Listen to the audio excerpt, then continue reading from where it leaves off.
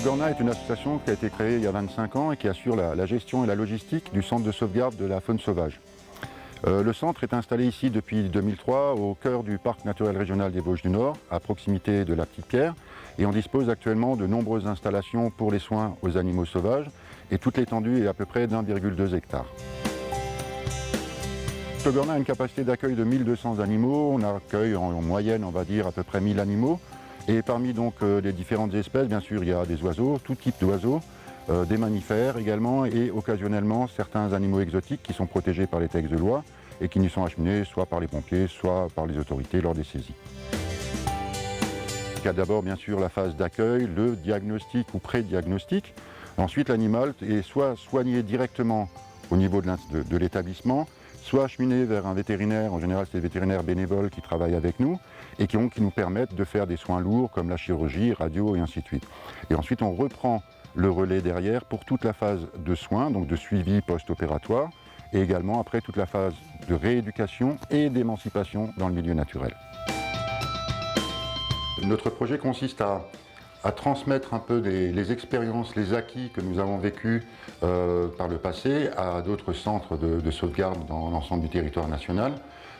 L'expérience par exemple lors de Marée Noire qu'on a vécu lors de l'Erika, du Tricolore, du Prestige, ou tout simplement des cygnes à Strasbourg qui étaient mazoutés en 2005, qui ont été d'ailleurs lavés ici et qui nous ont permis d'avoir, je dirais, une compétence qu'on peut maintenant se permettre de transmettre à d'autres structures. Donc on accueille également bien sûr des bénévoles ou des stagiaires qui se destinent à des activités professionnelles en général de soigneurs animaliers pour un centre de sauvegarde, pour des zoos, et donc qui leur permet également de profiter de notre expérience.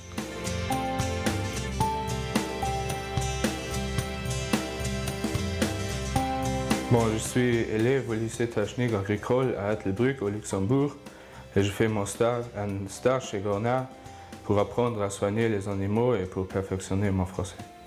Je vais prendre la tourterelle pour la nourrir.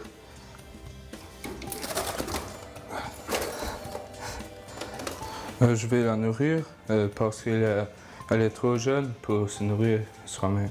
On doit regarder que le gosier est plein. Je suis là pour lui donner à manger avant de les relâcher dans la nature.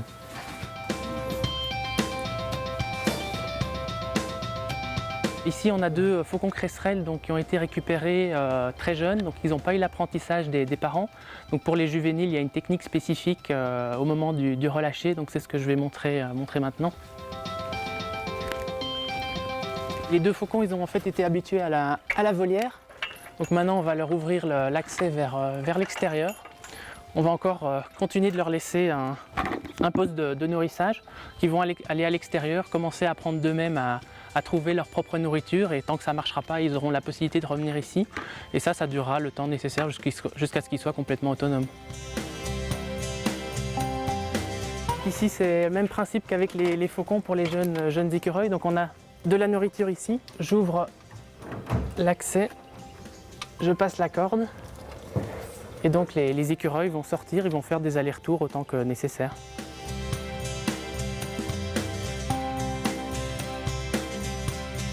Les oiseaux et le symbole de l'Alsace, comme la cigogne, n'ont pas de frontières.